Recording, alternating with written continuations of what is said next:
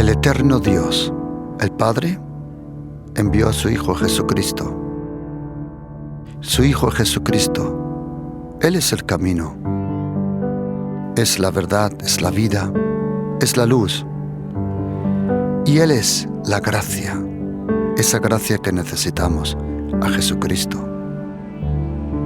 Están cordialmente invitados a este programa, La Palabra de su Gracia, juntamente con el pastor Juan Cano.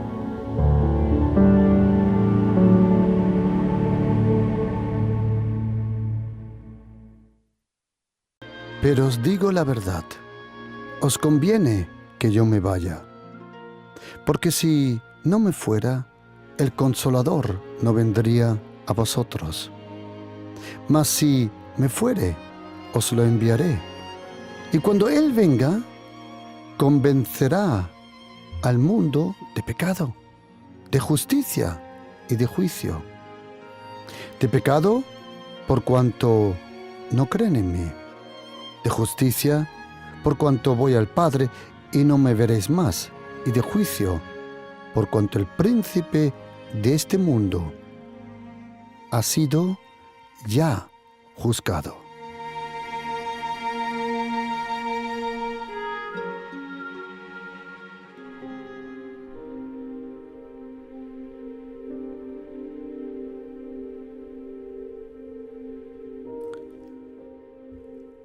Los apóstoles tuvieron una revelación sobre Jesucristo mucho más profunda, mucho más allá, en el momento que Él se fue al cielo, que en esos 3 años y medio. Incluso el apóstol Pedro, un día, cuando estaba orando, nos dice la Biblia en la carta de los Hechos 9, carta de los Hechos 10, que él estaba orando en un lugar, se subió al tejado a orar, tuvo hambre, mientras le estaban haciendo de comer, vio como un lienzo del cielo, fue bajado, vio animales que para un judío era impensable de tocar o de comer, y oyó una voz que dijo: levántate, mata y come. Y él dijo: no, jamás haré eso. Y esa voz de nuevo dijo: lo que yo he purificado, lo que yo he santificado, tú no le llames impuro. Eso sucedió 3 veces. Es interesante que dice la Biblia que Pedro tuvo una éxtasis. Hoy hay gente que toma tabletas para tener una éxtasis, o toma cocaína para tener una éxtasis. Pero hay una éxtasis en el espíritu. El mundo espiritual es real. El mundo espiritual nos rodea. El mundo espiritual es eterno.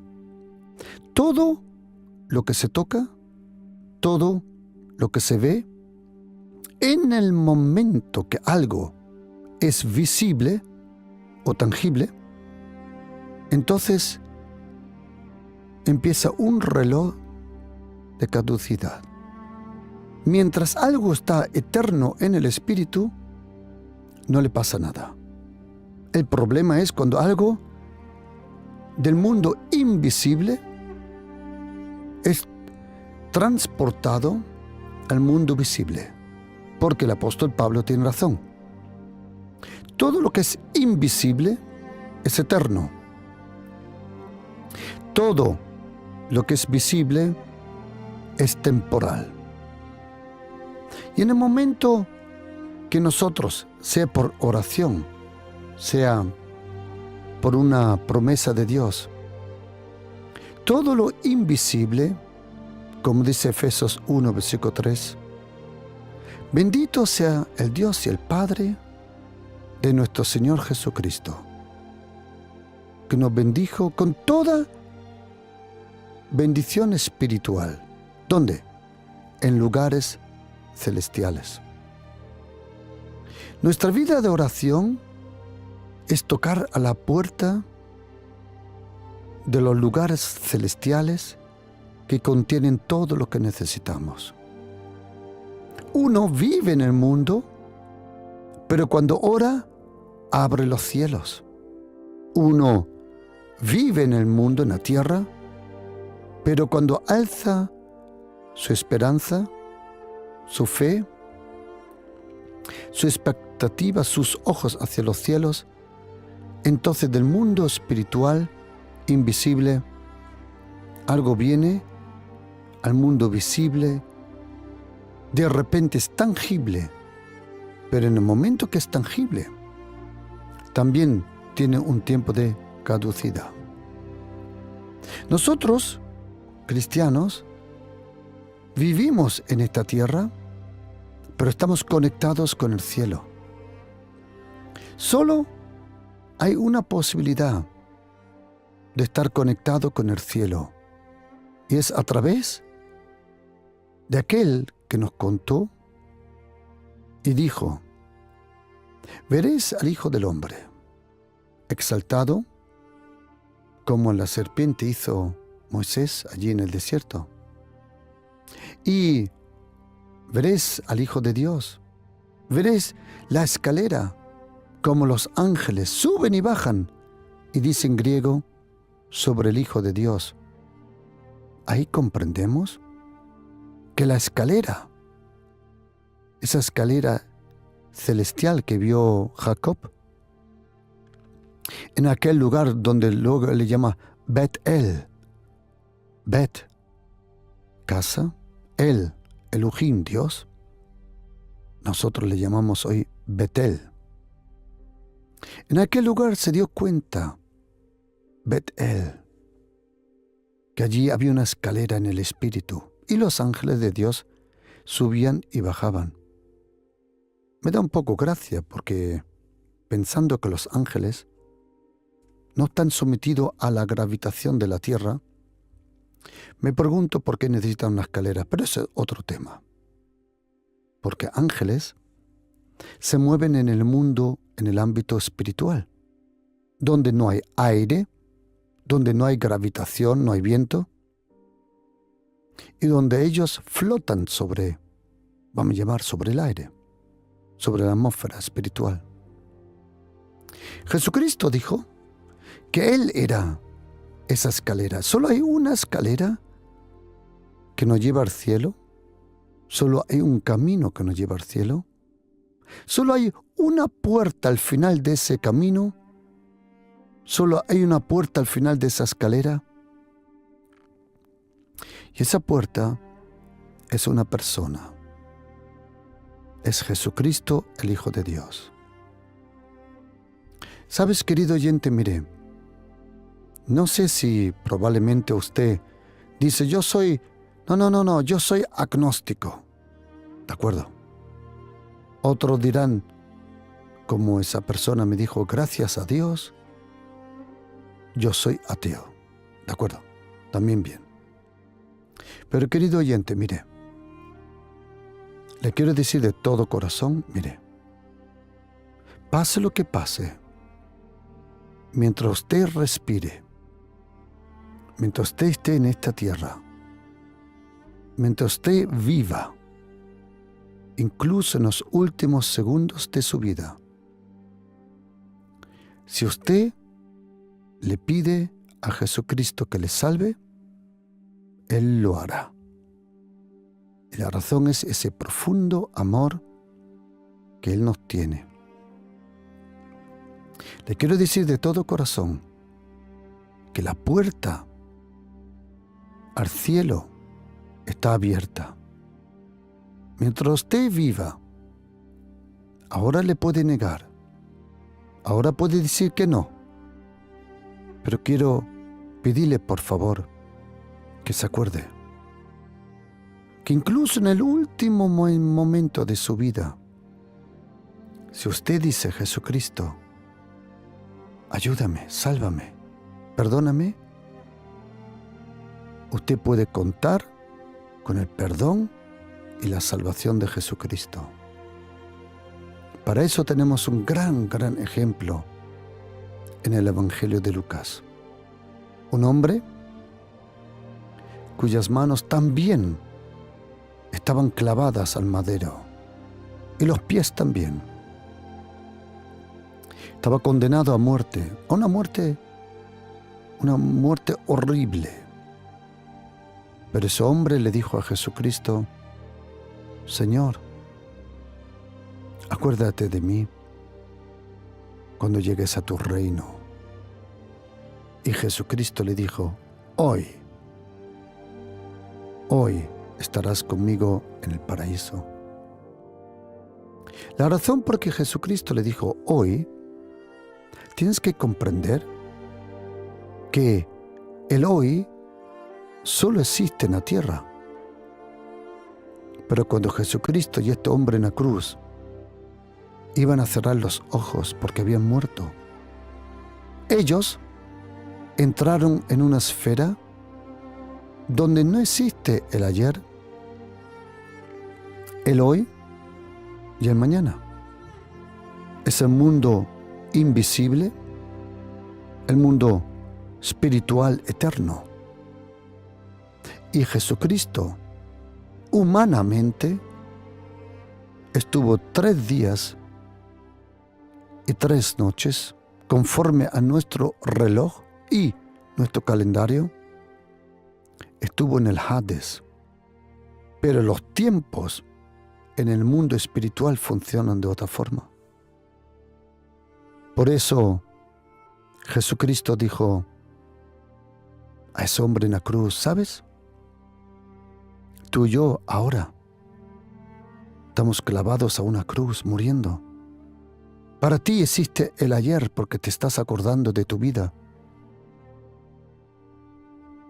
Tú conoces el hoy porque tienes los dolores de los clavos en tus manos y pies.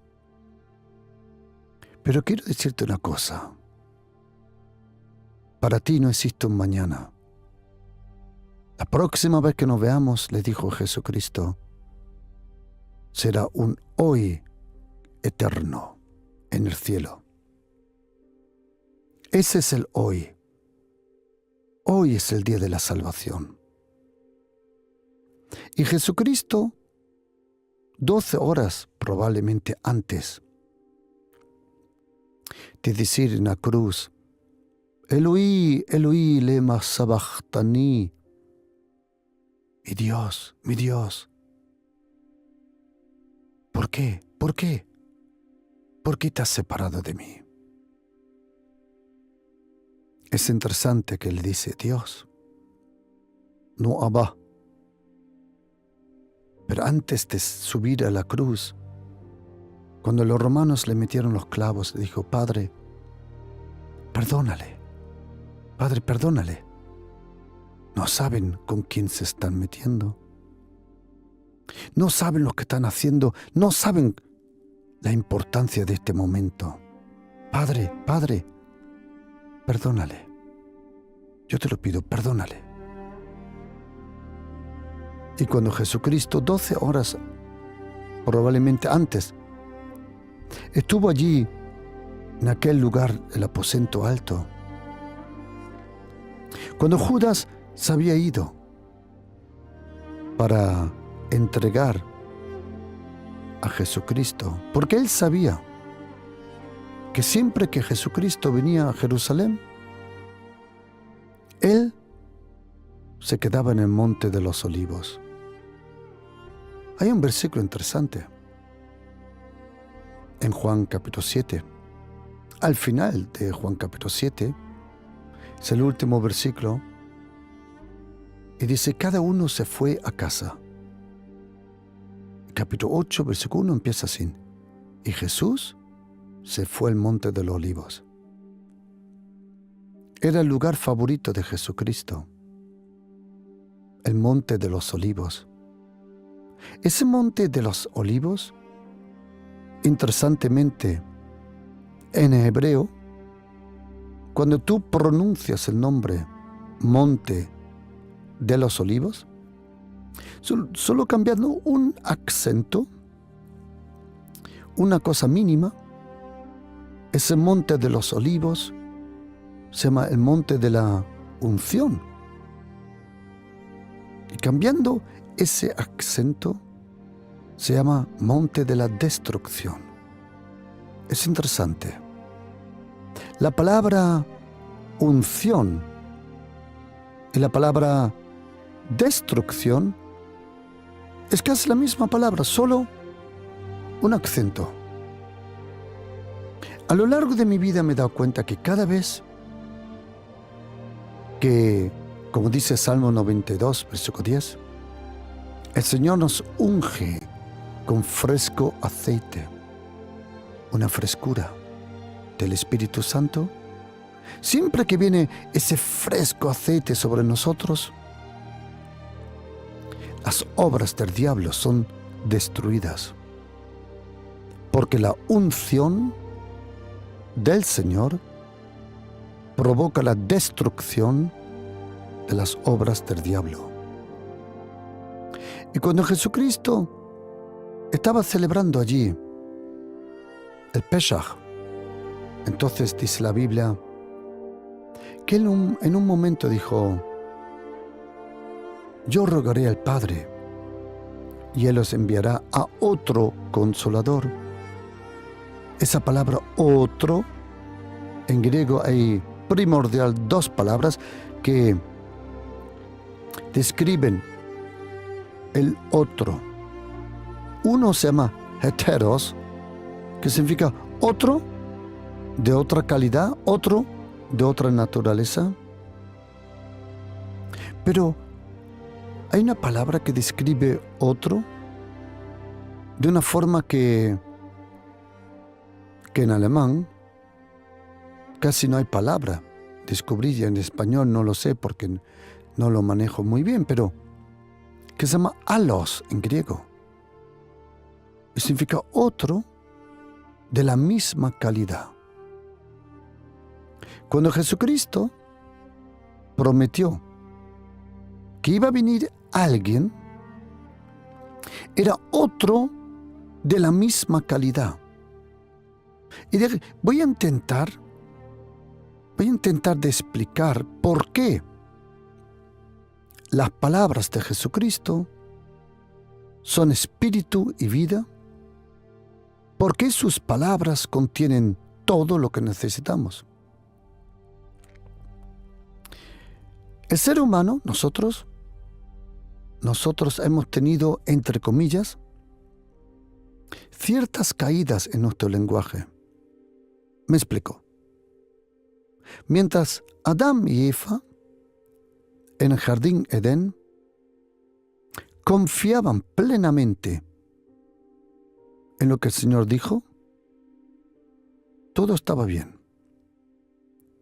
El día que ellos le confiaron y pusieron en duda lo que dijo Dios el Padre, en ese momento el lenguaje humano fue contaminado con algo que no conocíamos, que era duda, que era rebelión, que era pecado. Una segunda caída tuvo el lenguaje cuando en esa famosa torre de Babel,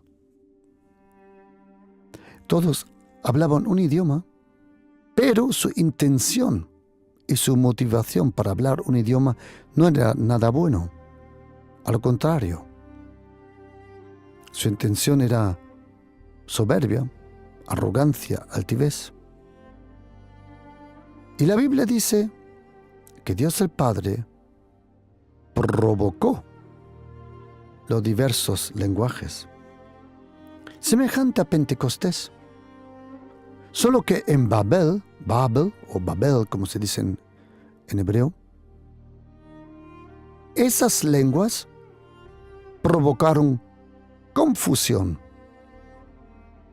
Pero en Pentecostés, cuando vino el Espíritu Santo, esas lenguas provocaron unidad y alabanza para Dios.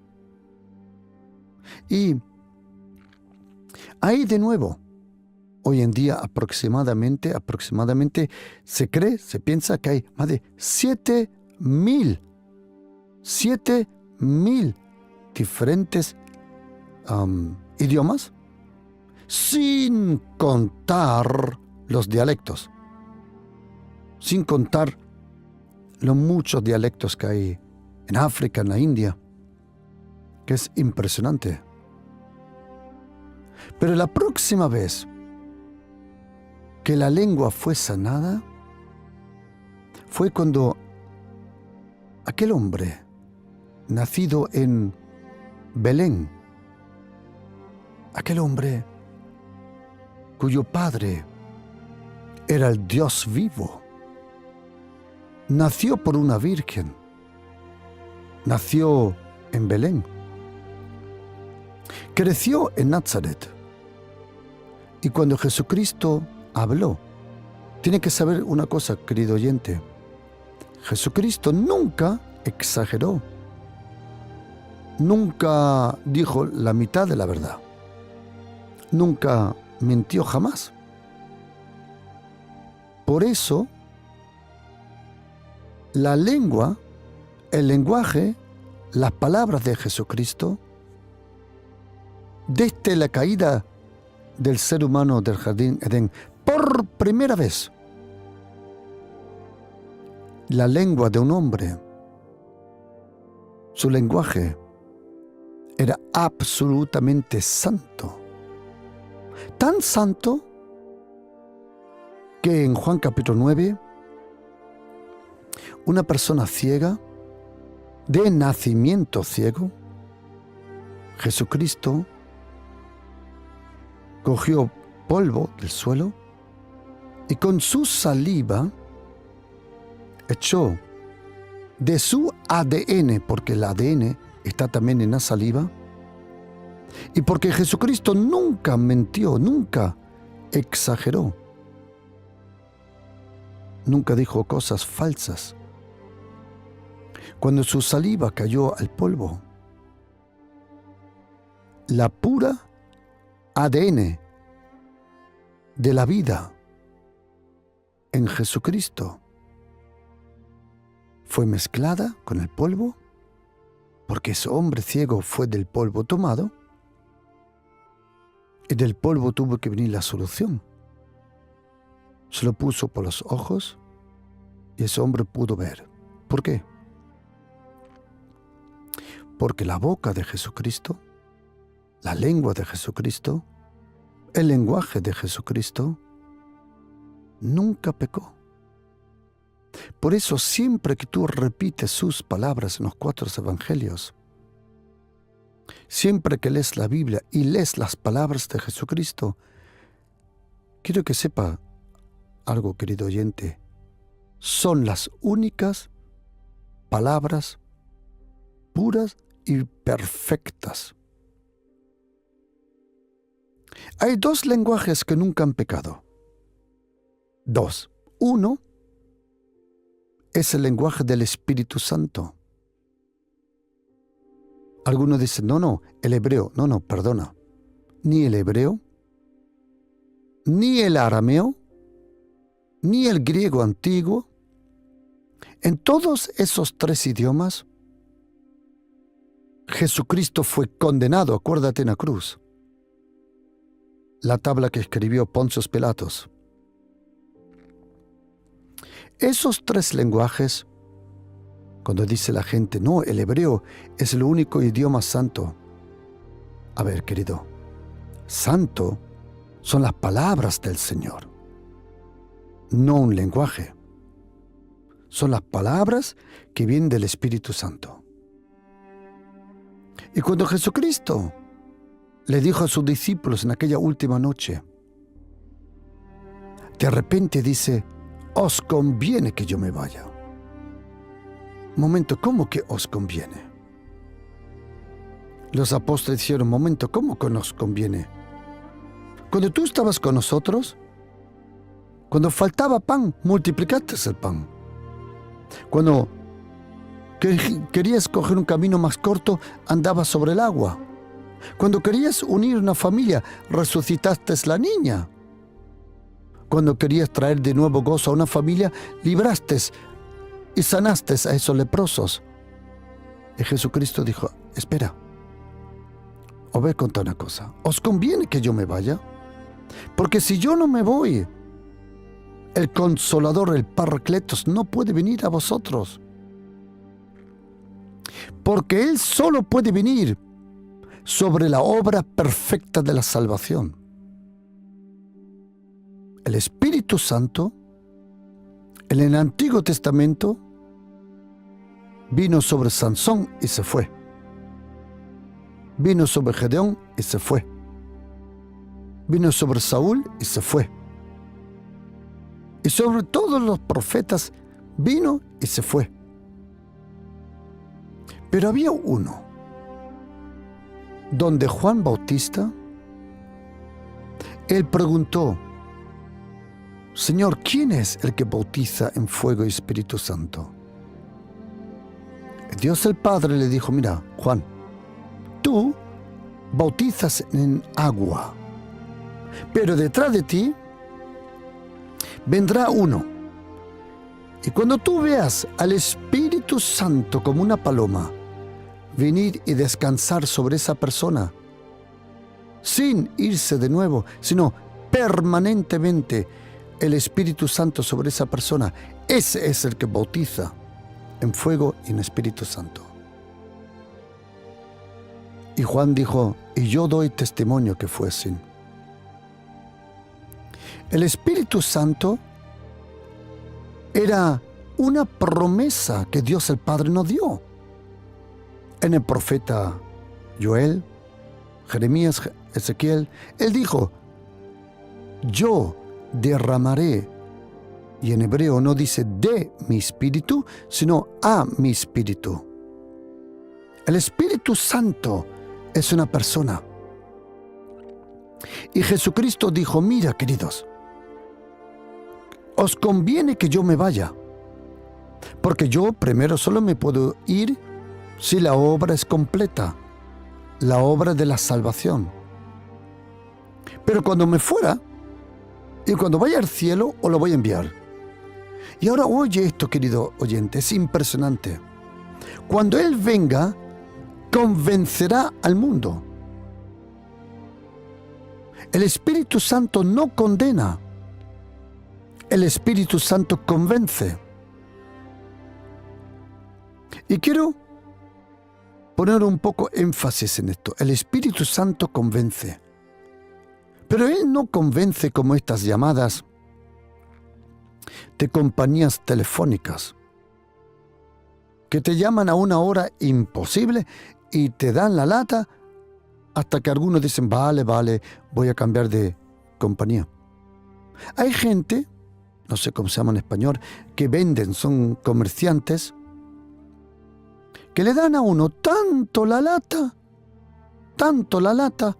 hasta que tú dices, vale, voy a firmar este seguro o voy a firmar por esto. Eso no es convencer, eso es rendirse a la intención de esa persona. Cuando dice Juan capítulo 16, versículo 7, es importante, querido oyente, es tan importante saber una cosa.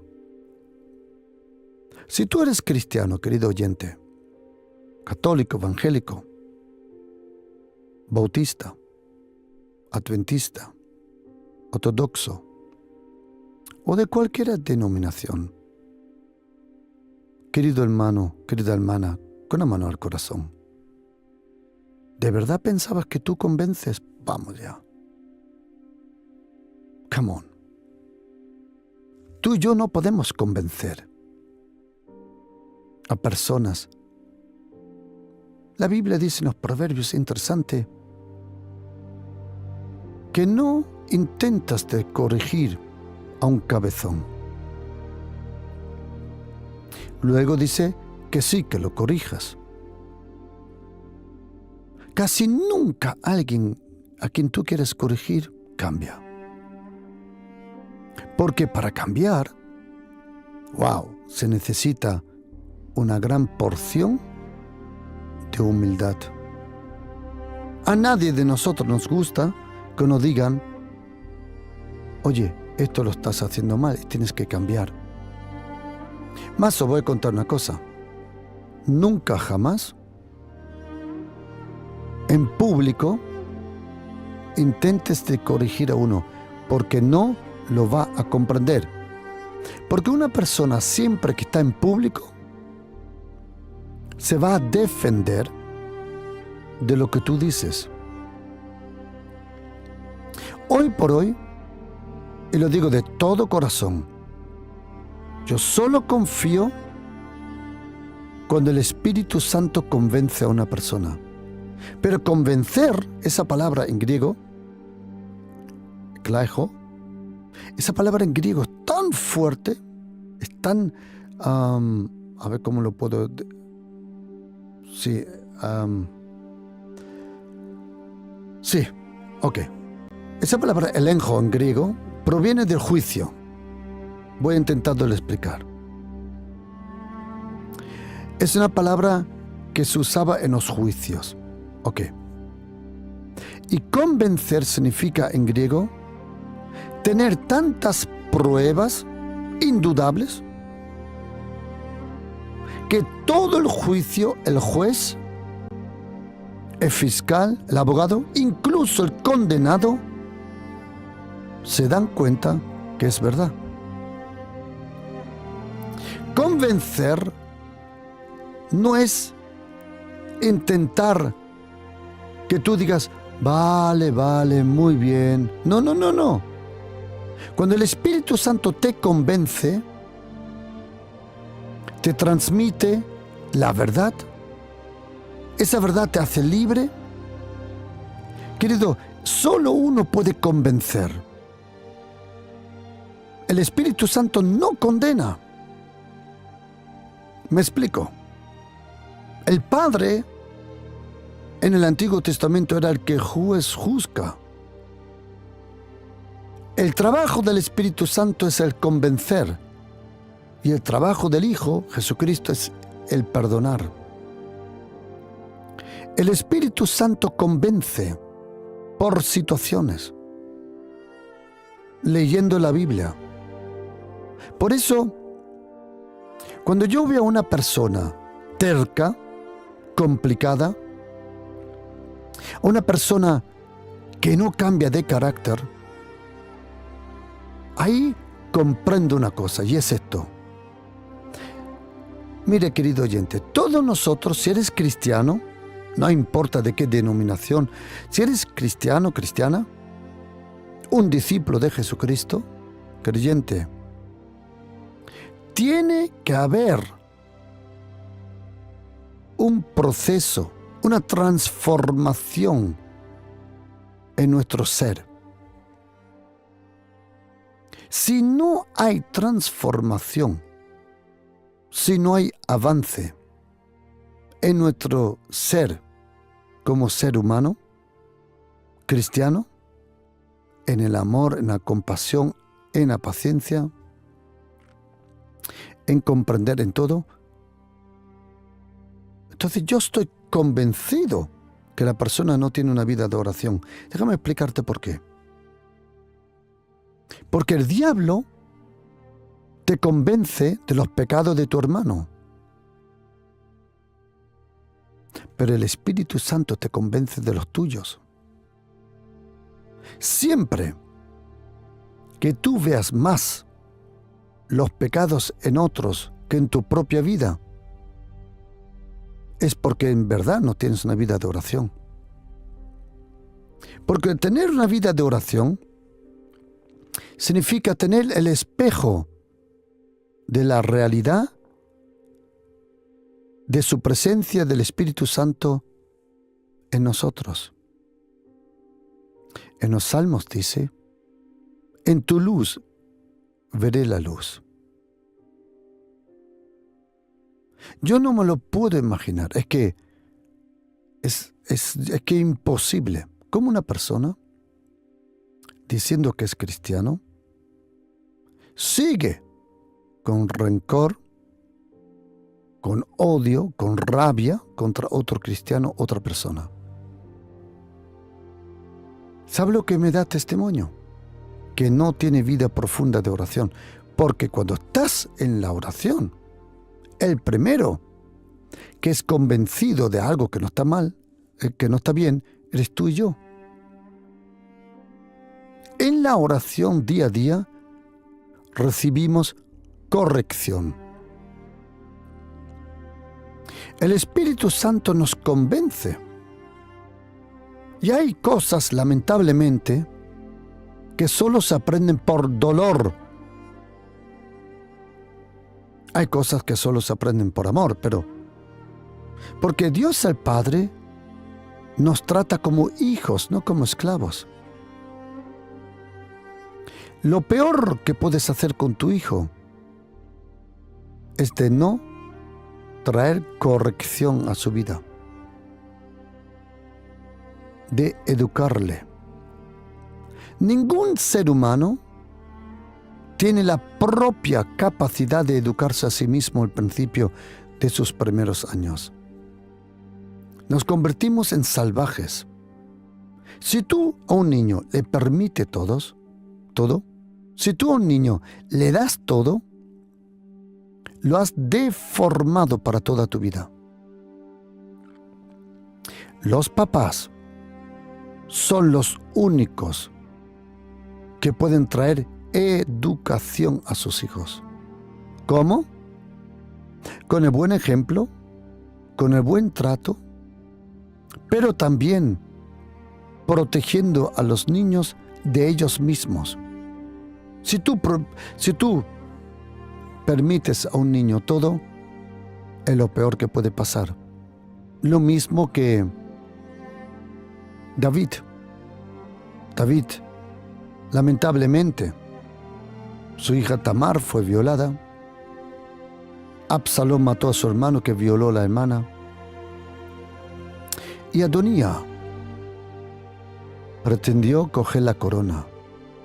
La Biblia dice que David nunca corrigió a su hijo Adonía. Ten cuidado que por comodidad o por a lo mejor porque estás cansado, no educas a tus hijos. La educación es un trabajo de día a día. Como dicen los proverbios, acostumbra a tu hijo, a tu hija, de principio a los caminos del Señor cuando son niños, y cuando sean mayores nunca se apartarán de ellos. El Espíritu Santo nos convence. ¿Cómo? A cada uno de otra forma. El Espíritu Santo convence, pero esa forma de convencer no es simplemente que digas, sí, vale, de acuerdo. No. Cuando el Espíritu Santo convence, entonces tú dices, ahora comprendo. Es un convencer comprendiendo que lo hemos hecho mal. Él nos convence hablando a nuestra conciencia. Él nos convence hablándonos por la palabra. Él nos convence por personas y situaciones que vemos en la vida. Y si tú tienes una persona en tu familia que dices, no, pastor, es difícil, es terco, no quiero más, no quiere huir nada más. No, lo voy a explicar con un ejemplo. No hay nada mejor que explicar ejemplos verdaderos. Una mamá con su hijo me vino y me dijo, pastor, yo ya no sé qué decirle. No sé lo que decirle. No quiero huirme. Lo he intentado todo. Dice, siempre le hablo del Señor, pero Él no me quiere oír. Y le dije, hermana, vamos a hacerlo así. A partir de ahora, tú no le hables a tu hijo del Señor, sino al Señor le vas a hablar de tu hijo. Y ella me dijo, ¿cómo? Digo, atención. Cuando tú le hablas a tu hijo del Señor, ¿cómo termina la situación? Y ella dice, mal. Digo, vale, me vas a hacer un favor. Ahora no le vas a hablar a tu hijo del Señor, sino ahora vas a ir al Señor y le vas a hablar de tu hijo. Y mira, allá, a los meses el hijo vino para hablar conmigo,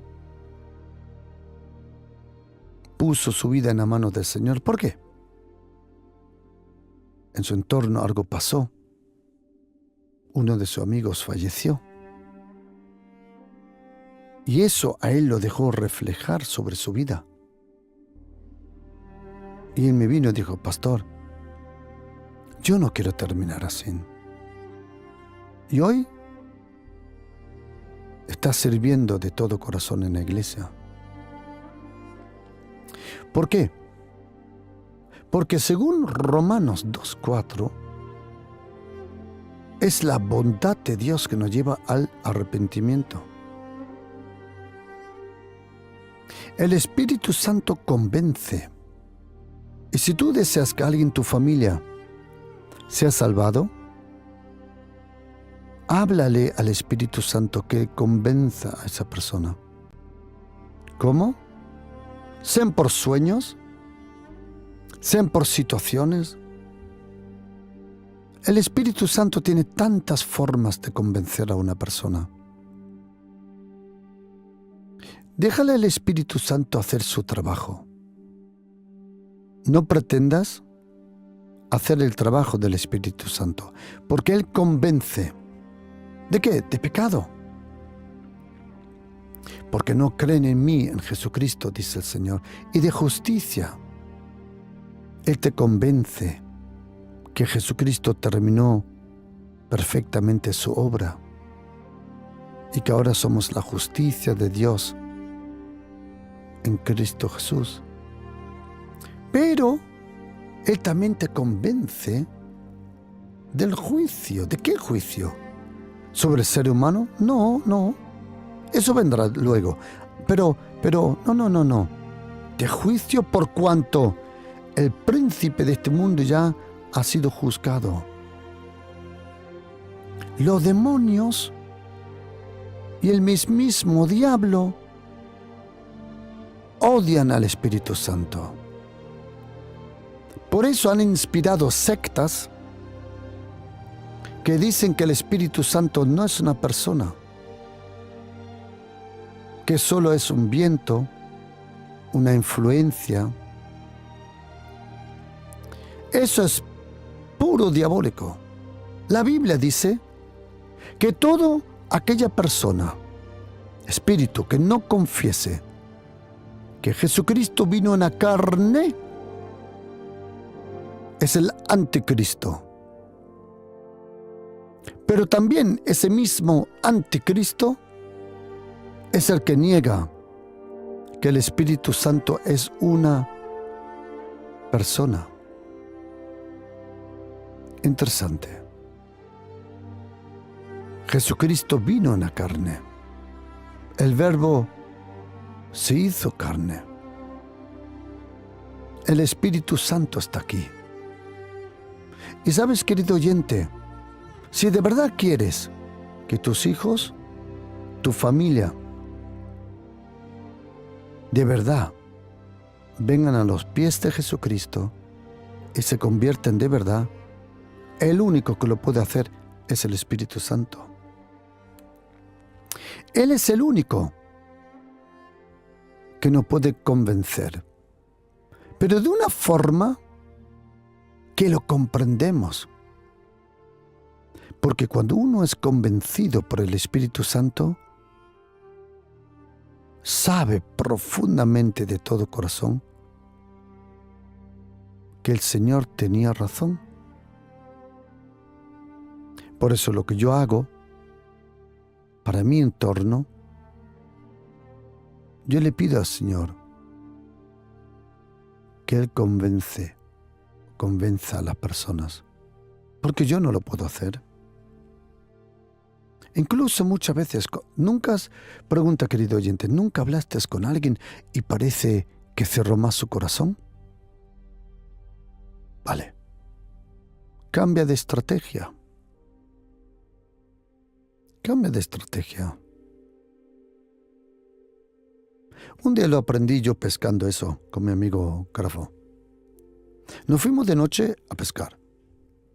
La verdad que no pescamos al principio nada. Porque como siempre me estaba contando historias, una historia tras la otra, una historia. Y los peces, de noche, si alguien está hablando por ahí, los perciben más rápido que de día. Ahí no se acercó ni el tato. En algún momento ya hacía frío de noche, no habíamos pescado nada. Y de repente dijimos, mira, vamos a callarnos y nos vamos a unos 15 metros más para allá. Y no dijimos nada. Y esperamos. Y de repente pudimos pescar unas cuantas cosas. Algunas veces el silencio delante del ser humano, no delante de Dios, es una de las armas más fuertes que tenemos. Deja al Espíritu Santo, tú ora, pídele día a día, Espíritu Santo, te pido en el nombre de Jesús que tú convences. Yo estoy convencido de todo corazón. Me acuerdo de una hermana embarazada y quiso abortar el bebé. Y me partió el corazón porque me lo dijo. Yo lo voy a hacer. Y yo no podía hacer nada. Pero entonces cuando ella se fue dije, momento, yo sí puedo hacer algo. Dije, Espíritu Santo, por favor, haz tú lo que nosotros no podemos hacer. Y pocos días después, esa hermana me llamó, se podía hablar de nuevo conmigo. Yo ya estaba temblando pensando que había abortado. Y ella me vino y me contó que recibió visita de su hermana con su, no sé si se llama en español, primo y de repente, sobrino. El sobrino saltó a sus brazos con 2 años. Y de repente dice ella, pastor, no, yo no quería perder este abrazo con mi hijo que estaba en mí. Y me dijo, yo sabía que si lo hago, voy a perder la posibilidad de abrazar a mi hijo como ahora a mi sobrino. Y dijo ella, hice la decisión que yo voy a tener ese bebé. Ese niño ahora está en la iglesia. El domingo me dijo, pastor, ¿cuándo me puedo dejar bautizar? Digo, la próxima vez que bauticemos, yo te bautizo. Sí, dice, pero solo usted, yo quiero que usted me bautice. Yo digo, yo te voy a bautizar. Yo te voy a bautizar, sí.